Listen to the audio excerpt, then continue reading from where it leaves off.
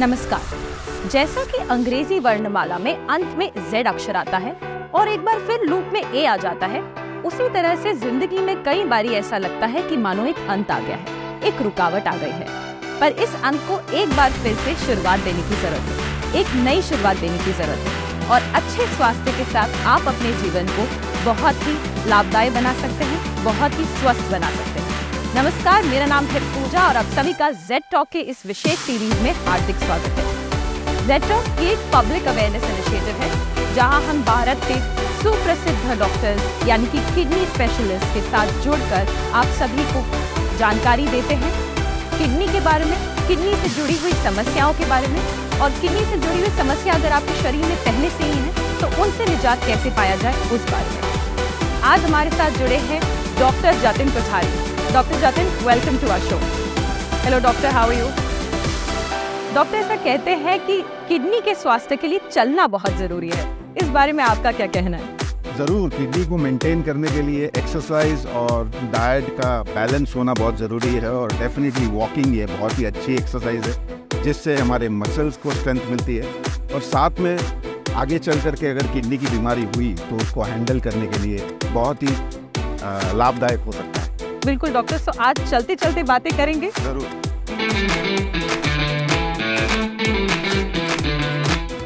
Doctor, आप खुद इतने फिट लगते हैं तो आप अपने अच्छे स्वास्थ्य के लिए क्या करते हैं? नॉर्मली हेल्थ मेंटेन करने के लिए डाइट और एक्सरसाइज का अपने लाइफ में होना बहुत ज़रूरी है और आगे चल कर के जो हम बीमारियां देख रहे हैं वो ज़्यादातर लाइफस्टाइल की बीमारियां हम देख रहे हैं। डायबिटीज़ हो, हाई ब्लड प्रेशर हो और किडनी की बीमारी हो, तो इन सब को अभी लाइफस्टाइल डिजीज़ की कैटेगरी में डाला गया है और इसमें एक्सरसाइज और डाइट का बहुत ही एक इम्पॉर्टेंट रोल है। बिल्कुल बिल्कुल सही कहा डॉक्टर ने। अपनी हेल्थ को मेंटेन करने के लिए डाइट और एक्सरसाइज दोनों ही बहुत ज़रूरी है।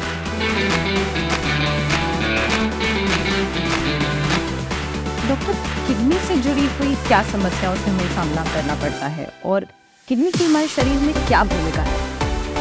किडनी का अगर फंक्शन हम देखें तो इसका मेन फंक्शन ये है कि हमारे शरीर के टॉक्सिन्स और सॉल्ट और वाटर का बैलेंस मेंटेन करने के लिए। साथ ही साथ ये बहुत कम लोगों को जानकारी है कि किडनी एक हार्मोन प्रोड्यूसिंग ऑर्गन भी है और इम्पॉर्टेंट हार्मोन अपने शरीर में जो है विटामिन डी है या तो हीमोग्लोबिन मेंटेन करने के लिए एक हार्मोन है जिसका नाम है एरिथ्रोपोइटिन। इसका प्रोडक्शन स्ट्रिक्टली किडनी में ही ज़्यादातर होता है और ये सब फंक्शन मेंटेन करने के लिए नॉर्मल लाइफ में विटामिन डी और एरिथ्रोपोइटिन का रोल बहुत ही इम्पोर्टेंट है।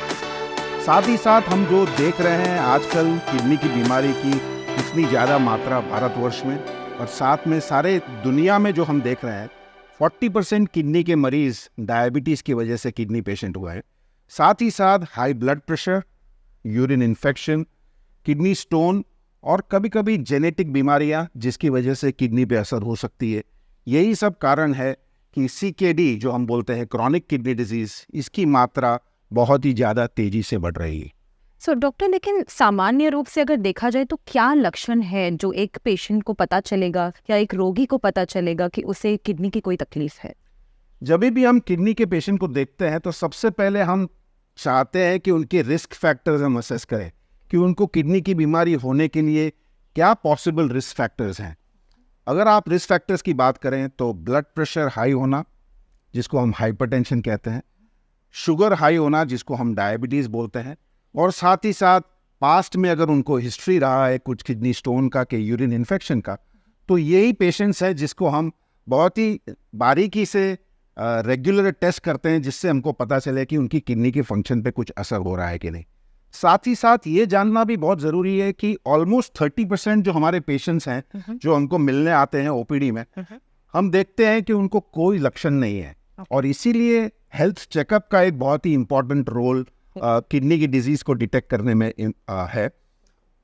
40 के उम्र के बाद ये हम रेकमेंड करते हैं सभी पेशेंट्स को, स्पेशली जिनको ये रिस्क फैक्टर्स जो मैंने आपको बताया, अगर उनको वो रिस्क फैक्टर्स है तो उनको साल में एक बार एक सिंपल यूरिन टेस्ट और एक ब्लड टेस्ट जिसका नाम है सीरम क्रिएटिनिन, ये 2 टेस्ट करने से हमको पता चल सकता है कि उनकी किडनी में कोई बीमारी है कि नहीं।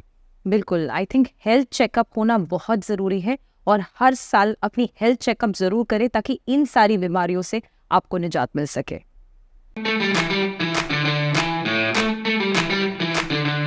सो डॉक्टर, अगर हम कोई स्पेसिफिक सिम्टम्स के बारे में बात करें तो ऐसी कौन सी स्पेसिफिक सिम्टम्स है जिससे मरीज को पता लग सके कि उसे किडनी की बीमारी है? पैर में सूजन आना, यूरिन की मात्रा कम होना, या तो यूरिन में हम थोड़ा रेडिश टिंज, जिसको हम बोलते हैं कि अगर ब्लड सेल्स यूरिन में आ रहे हैं, या प्रोटीन लीकेज की वजह से थोड़ा झाग वाला यूरिन होना, हाई ब्लड प्रेशर डिटेक्ट होना, और साथ में अगर डायबिटीज़ है तो यूरिन की मात्रा ज़्यादा होना, ये सब सिम्टम्स से हमको कभी कभी अंदाज़ा लग सकता है कि किडनी का प्रॉब्लम हो सकता है। पर जैसे मैंने आपको बताया कि ऑलमोस्ट 30-35% पेशेंट्स में ये कोई भी सिम्टम्स हम नहीं देखते, और जब हम सिम्टम्स देखते हैं तो बहुत ज़्यादातर केसेस में बहुत देरी हो चुकी होती है और किडनी की बीमारी बहुत आगे तक बढ़ने के बाद ही सिम्टम्स होते हैं। तो अगर हमको ये डिजीज़ को कंट्रोल करना है, उसको प्रिवेंट करना है, तो जल्दी से जल्दी उसका निदान होना, उसके लिए डिटेक्शन होना बहुत ज़रूरी है। बिल्कुल, अर्ली डिटेक्शन बहुत ज़रूरी है, इसलिए अपने हेल्थ चेकअप ज़रूर कराएं और इस तरह के कोई भी स्पेसिफिक सिम्टम्स अगर नज़र आए तो ज़रूर डॉक्टर को कंसल्ट करें। डॉक्टर, मैंने ये भी सुना है कि किडनी का कुछ असर हृदय जैसे अंग पर भी हो सकता है, क्या ऐसा सच है और अगर है तो क्या है? बिल्कुल, ये किडनी बहुत ही इंट्रिकेट बैलेंस शरीर में मेंटेन करने के लिए ज़रूरी है, और इसका कनेक्शन हार्ट के साथ, लिवर के साथ, लंग्स के साथ और सारे बॉडी के इंपॉर्टेंट जो ऑर्गन्स है उसके साथ कनेक्टेड है। तो ये समझना बहुत ही ज़रूरी है कि किडनी के मरीज़ को हार्ट की बीमारी, और स्पेशली अगर आपको रिस्क फैक्टर्स है, हाई ब्लड प्रेशर और डायबिटीज़, तो ये हार्ट की बीमारी की वजह से ही आपकी जान जा सकती है।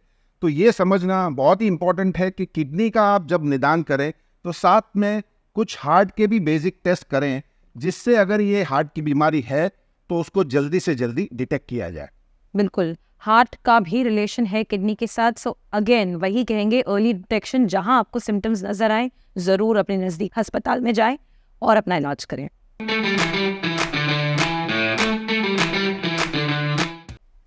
डॉक्टर, हमने ऐसा भी सुना है कि किडनी रोग का परिणाम अनीमिया से भी जुड़ा हुआ है, क्या ये बात सही है? बिल्कुल, किडनी में जो हम हमेशा बात करते हैं कि उसका जो हार्मोनल फंक्शन है, उसमें एक इम्पॉर्टेंट हार्मोन जो किडनी में बनता है उसका नाम है एरिथ्रोपोएटिन, और जब भी किडनी वीक होती है तो एरिथ्रोपोएटिन का प्रोडक्शन कम हो जाता है और उसकी वजह से हीमोग्लोबिन पे असर होता है। साथ ही साथ ये जानना भी ज़रूरी है कि ओवरऑल जो पॉपुलेशन में हम देख रहे हैं कि इंडिया में आयरन डेफिशिएंसी बहुत कॉमन है। आयरन की मात्रा कम होना ये भी एक बहुत कॉमन कारण है लो हीमोग्लोबिन का, और ये साथ में अगर लो आयरन स्टेटस और साथ में किडनी वीक होने की वजह से लो एरिथ्रोपोएटिन अगर हमारे शरीर में होता है तो अनीमिया बहुत ही सीवियर हो सकता है, और उसके सारे कॉन्सिक्वेंसेस हम किडनी और हार्ट के हेल्थ पे देखते हैं। बिल्कुल।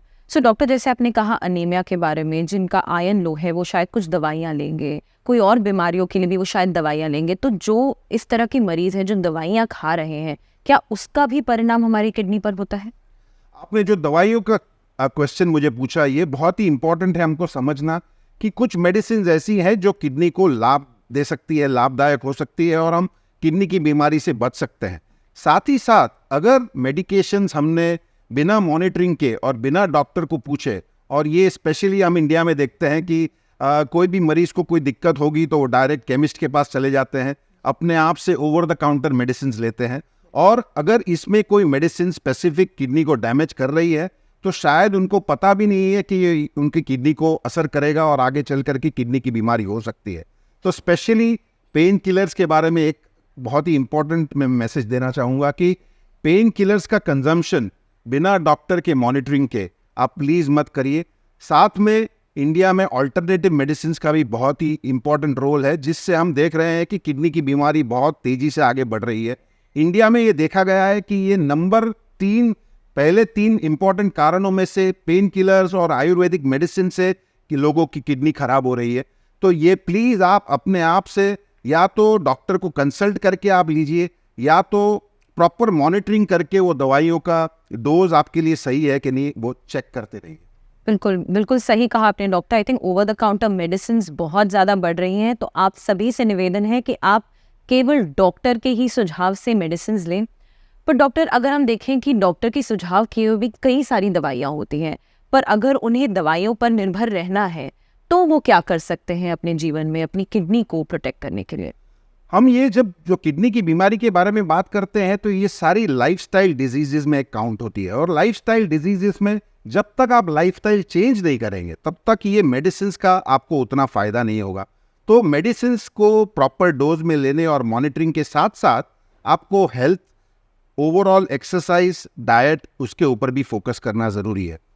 जिस हद तक हम हमारा इमोशनल स्ट्रेस और सोशल स्ट्रेस कम कर सके, ये सबसे आपका ब्लड प्रेशर अगर कंट्रोल में रहता है तो किडनी की बीमारी आगे बढ़ने से हम रोक सकते हैं। बिल्कुल। सो अपनी सेहत के साथ साथ अपने दिमाग को भी शांत रखने की बहुत ज़रूरत है, क्योंकि दिमाग से कई सारी बीमारियां जुड़ी हुई हैं। सो डॉक्टर, आपने अभी अभी हेल्दी लाइफस्टाइल के बारे में मेंशन किया। सो आमतौर पे देखा जाता है घर में नमक का इस्तेमाल बहुत होता है, तो क्या नमक का इस्तेमाल जिस तरह से हृदय पर इफ़ेक्ट करता है, क्या उसका इफ़ेक्ट कुछ किडनी पर भी होता है? बिल्कुल। सॉल्ट का इंटेक ये एक बहुत ही इंपॉर्टेंट रिस्क फैक्टर है किडनी की बीमारी आगे बढ़ने के लिए। और आजकल हम सुनते हैं कि ये सॉल्ट सब्स्टिट्यूट्स बहुत आ गए हैं मार्केट में। हम सुनते हैं कि नॉर्मल टाटा नमक मत लीजिए और उसके जगह पे ब्लैक सॉल्ट, जिसको हम सिंधा नमक बोलते हैं, दूसरा नया एक टाइप का है जो पिंक सॉल्ट है। ये सब सॉल्ट्स में पोटेशियम की मात्रा ज़्यादा होती है, तो आपको समझना ज़रूरी है कि ये भी आप कोई प्रॉपर क्वालिफाइड डाइटिशियन के कंसल्टेशन में रह के अगर आप ये चेंज करते हैं तो बिल्कुल आपको फ़ायदा हो सकता है। पर इसका इनएडवर्टेंट यूज़ से कभी कभी हम देखते हैं कि किडनी की पेशेंट्स को जो हम डायलिसिस से बचाना चाह रहे हैं उनको बहुत जल्दी डायलिसिस पे जाना पड़ता है। सॉल्ट का बैलेंस ये किडनी के साथ इंट्रिकेटली कनेक्टेड है, क्योंकि किडनी का एक मेन फंक्शन जो मैंने आपको बताया कि टॉक्सिन्स निकालना और वाटर और सॉल्ट का बैलेंस मेंटेन करना, ये किडनी की बहुत ही इंपॉर्टेंट फंक्शन है। और अगर हम सॉल्ट लोड हमारे डाइट में हम कम कर सकते हैं तो उतना ही हम किडनी को थोड़ा रेस्ट दे सकते हैं और किडनी को आगे खराब होने से हम थोड़ा स्लो डाउन कर सकते हैं। बिल्कुल, बहुत ही महत्वपूर्ण बात कही है डॉक्टर ने। नमक सही मात्रा में इस्तेमाल करने से आप काफ़ी सारी बीमारियों से बच सकते हैं। पर डॉक्टर, ऐसे और कोई डाइटरी चेंजेस जो हमारे व्यूअर्स को पता होना चाहिए? सबसे कॉमन सवाल जो मुझे पूछा जाता है कि मुझे पानी का कंजम्पशन कितना करना है जिससे मेरी किडनी अच्छे से मेंटेन हो सके। तो ये भी इंडिविजुअल पेशेंट्स के फंक्शंस और उनके टेस्ट देखने के बाद हम उनको नॉर्मली एडवाइस करते हैं। पर सामान्य किसी भी मनुष्य के लिए ये समझना ज़रूरी है कि आपको 2 से 2.5 लीटर का वाटर इंटेक और ओवरऑल लिक्विड इंटेक मेंटेन करना ज़रूरी है। बहुत ज़्यादा पानी लेने से किडनी अच्छी चलेगी, ये समझना बिल्कुल गलत है। क्योंकि कभी कभी हम देखते हैं कि पेशेंट्स को पाँव में सूजन है, उनको थोड़ा सा भी चलने पे सांस फूल रही है, तो ऐसे पेशेंट्स को तो एक्चुअली हमको फ्लूइड रिस्ट्रिक्ट करना पड़ता है। और साथ में सॉल्ट की भी मात्रा बहुत कम रखनी पड़ती है, क्योंकि अगर हम ज़्यादा सॉल्ट कंज्यूम करते हैं तो उसका असर ये होता है कि हमको ज़्यादा प्यास लगती है और हम पानी का कंजम्पशन भी बढ़ा देते हैं, तो उसका आड़ असर अपने किडनी के ऊपर और हार्ट के ऊपर काफ़ी हद तक हो सकता है। तो डेफिनेटली ये अपने को कंट्रोल में रखना ज़रूरी है। साथ ही साथ किडनी पेशेंट्स में हम पोटेशियम को बहुत इंपॉर्टेंस देते हैं कि पोटेशियम की मात्रा ब्लड में अच्छे से रखने के लिए कुछ मेडिसिन का सहयोग चाहिए और डाइट में हमको पोटेशियम कंट्रोल करने की ज़रूरत हो सकती है। बिल्कुल डॉक्टर। सो पानी की भी सही मात्रा मेंटेन करना बहुत ज़रूरी है, नमक भी नियंत्रण में इस्तेमाल करना बहुत ज़रूरी है। पर डॉक्टर, अच्छा मानिए आगे चलते हैं, एक मरीज़ को किडनी की तकलीफ आ गई है, तो अब उसका इलाज क्या होता है, कैसे होता है, उस बारे में कुछ बताइए। सबसे कॉमन जो हम देख रहे हैं किडनी की बीमारी, उसको हम क्रॉनिक किडनी डिजीज, जिसको हम CKD के नाम से जानते हैं। CKD को रिवर्स करना अभी तक हमारे पास कोई ऐसे साधन नहीं जिससे हम किडनी की फंक्शन को इम्प्रूव कर सके, बट डेफिनेटली किडनी की फंक्शन को मेंटेन कर सके। और किडनी की बीमारी भी जैसे हम कैंसर में सुनते हैं कि स्टेजेस में होता है, स्टेज 1 टू स्टेज 4 जैसे कैंसर में होता है, वैसे ही CKD के डायग्नोसिस में भी स्टेज 1 टू स्टेज 5 होता है। स्टेज 1 और 2 में अगर हम हमारी लाइफस्टाइल चेंज कर लें, हमारे सारे पैरामीटर्स हम कंट्रोल में रखें, जैसे ब्लड प्रेशर मेंटेन करें, अगर डायबिटीज़ के मरीज़ हैं तो उनका शुगर अच्छे से कंट्रोल में रखें, तो ये किडनी की बीमारी को हम हॉल्ट कर सकते हैं और कुछ कुछ केसेस में उसको रिवर्स भी कर सकते हैं। पर जब आप स्टेज 3 से आगे बढ़ जाते हैं तो आपकी किडनी की बीमारी को कंट्रोल में रखने के लिए हमें बहुत सारी मेहनत करनी पड़ती है।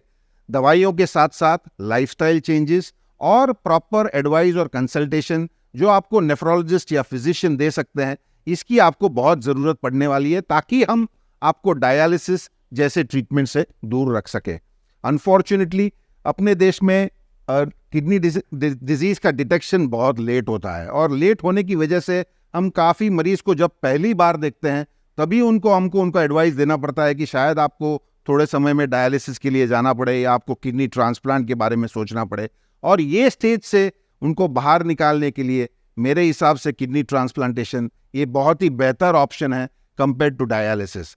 डायलिसिस का असर बहुत सारे अदर ऑर्गन्स पे होता है, वो ट्रीटमेंट करना बहुत मुश्किल है, इंडिया में वो ट्रीटमेंट बहुत एक्सपेंसिव है, और ये सब ट्रीटमेंट को झेलने के लिए जो आपको सोशल सपोर्ट चाहिए वो लंबे समय तक देना बहुत मुश्किल हो जाता है। इसीलिए हमारी कोशिश यही रहती है कि जहाँ जहाँ हम पॉसिबली किडनी की डिजीज को रोक सकें या उसको रिवर्स में जाकर के प्रिवेंट कर सकें, यही हमारा मेन तत्व है किडनी के डिजीज के बारे में अवेयरनेस क्रिएट करने के लिए। बिल्कुल डॉक्टर, आई थिंक किडनी की बीमारी जितनी जल्दी पकड़ी जाए हम उसे रिवर्स भी कर सकते हैं, तो निराश ना होइए, क्योंकि इलाज तो ज़रूर मौजूद है, लेकिन जल्दी उसे डिटेक्ट करिए ताकि आप उसका इलाज कर सकें।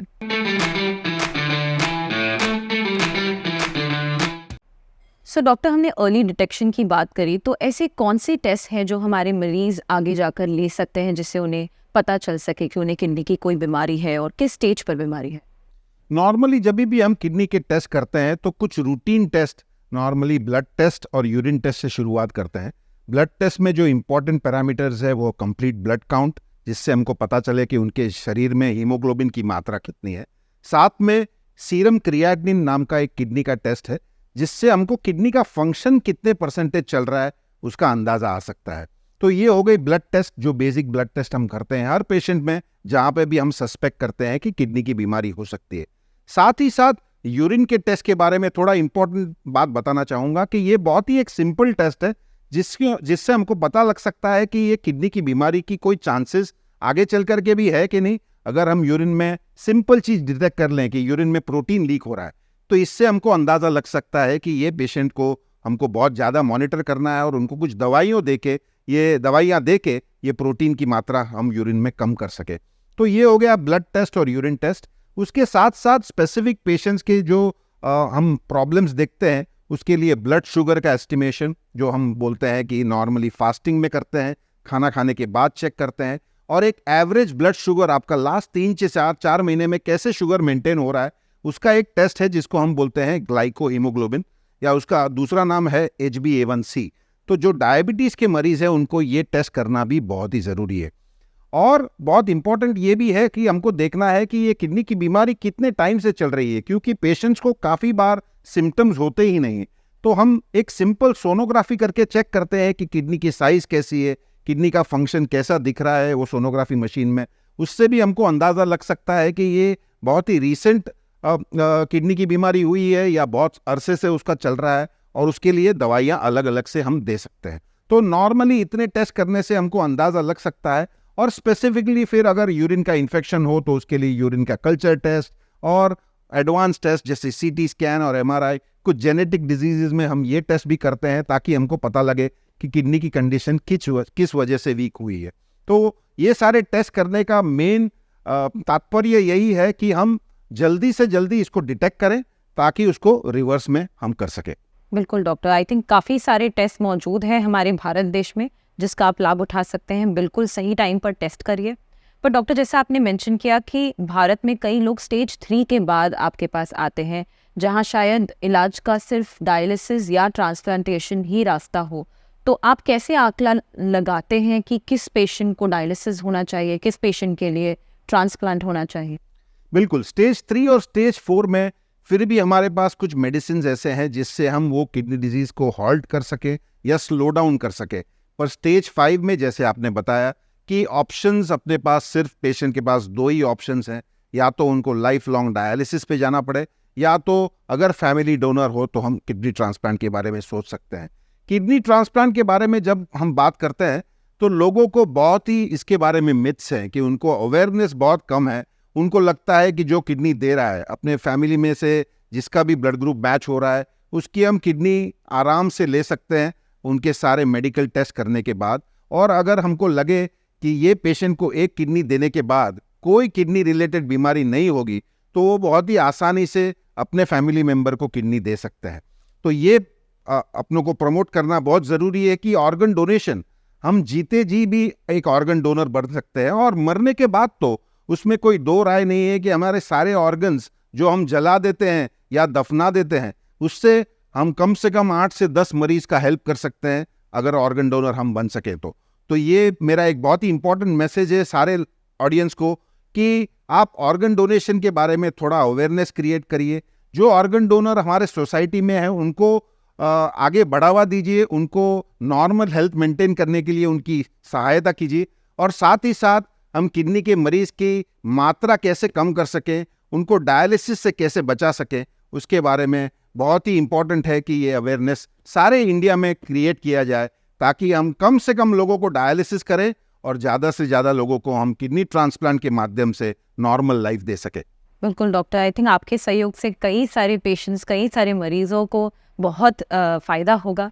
पर डॉक्टर मैं आपसे पूछना चाहती हूँ, क्योंकि इतने बढ़ते हुए मरीज़ हैं भारत में, तो क्या अगर वो अपना इलाज करना चाहते हैं तो क्या वो सीधे आपके पास आएँ, डॉक्टर जतिन कोठारी के पास आएँ, या अपने पास के कोई भी किडनी स्पेशलिस्ट के पास कंसल्ट करें? क्या करना चाहिए उन्हें डॉक्टर? ये आपका सवाल इतना मुश्किल है। ये आपको जानकारी होना ज़रूरी है कि हम 140 करोड़ से ज़्यादा भारतीय हैं, और आपको अंदाज़ा नहीं होगा कि सारे भारतवर्ष में करीब 3000 जितने नेफ्रोलॉजिस्ट हैं। तो आप सोच सकते हैं कि ये करोड़ों मरीज जो किडनी के मरीज हैं, उनको नेफ्रोलॉजिस्ट तक पहुंचना बहुत ही मुश्किल है।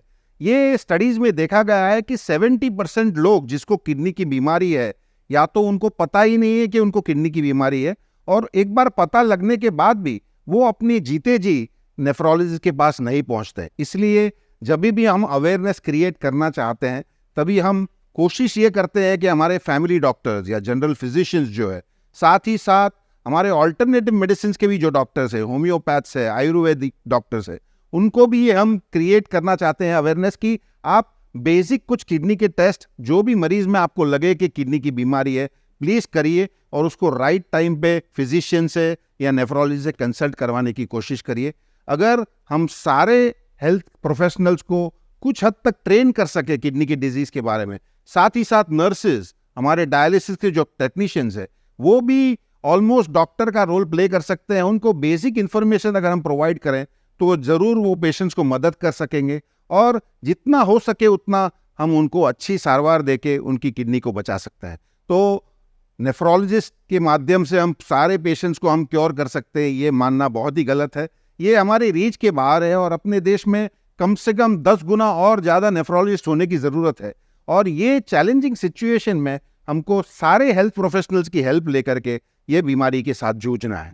बिल्कुल बिल्कुल सही कहा डॉक्टर। और कई लोगों को, हमारे दर्शकों में ये पता भी नहीं है कि किडनी की बीमारी का इलाज करने के लिए हमारे पास स्पेशलिस्ट डॉक्टर्स हैं जो नेफ्रोलॉजिस्ट हैं। सो अगर आपकी रीच में नेफ्रोलॉजिस्ट अवेलेबल हैं तो प्लीज़ उनसे जाकर कंसल्ट करें और अपनी किडनी रिलेटेड बीमारियों का इलाज करें। डॉक्टर, कोई और मैसेज जो हमारे दर्शकों के लिए आप शेयर करना चाहते हैं रिलेटेड टू किडनी, या उन्हें कुछ भी अपने लाइफस्टाइल में ऐसा कुछ करना चाहिए जिससे वो अपनी बीमारी से बच सके, कुछ भी जो आप कहना चाहें? इंडिया को हम डायबिटीज़ कैपिटल कहते हैं दुनिया में, और साथ ही साथ किडनी की बीमारियां उसकी वजह से काफ़ी हद तक बढ़ रही है।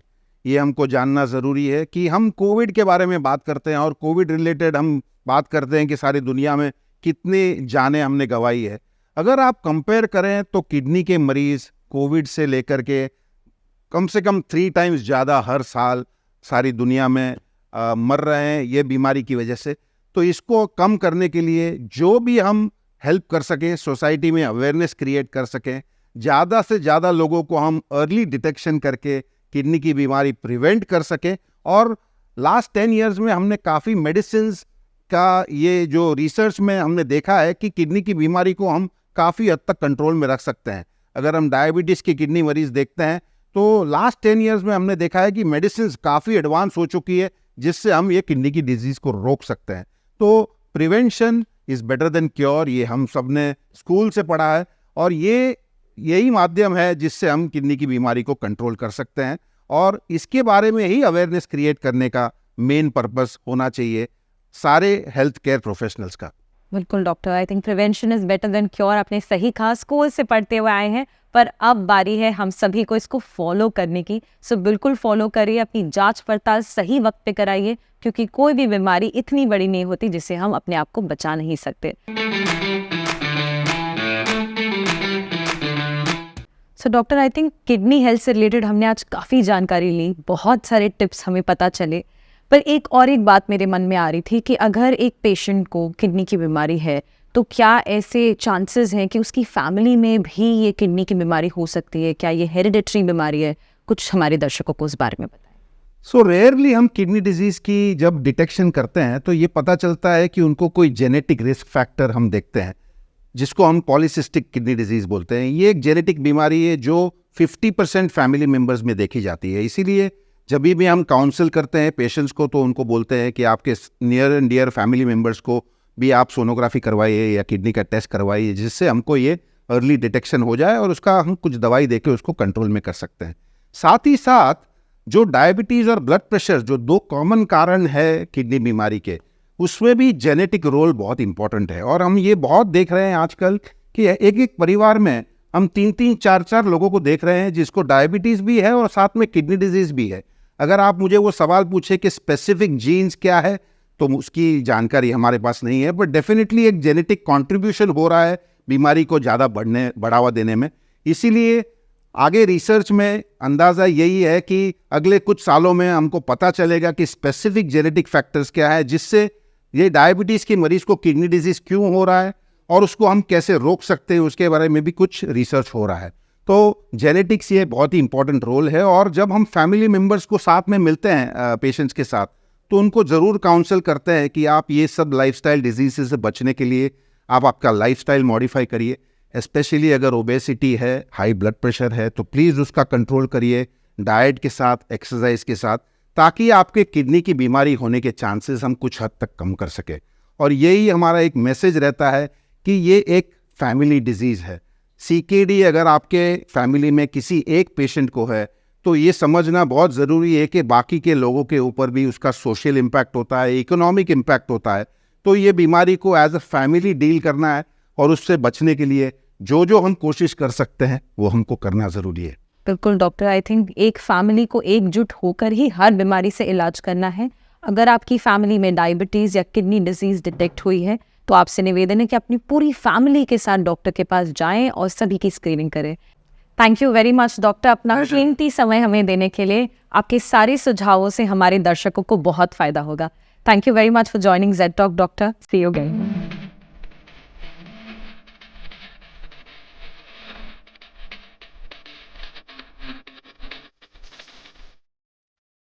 आप सभी का बहुत बहुत धन्यवाद जेड टॉक में जुड़े रहने के लिए।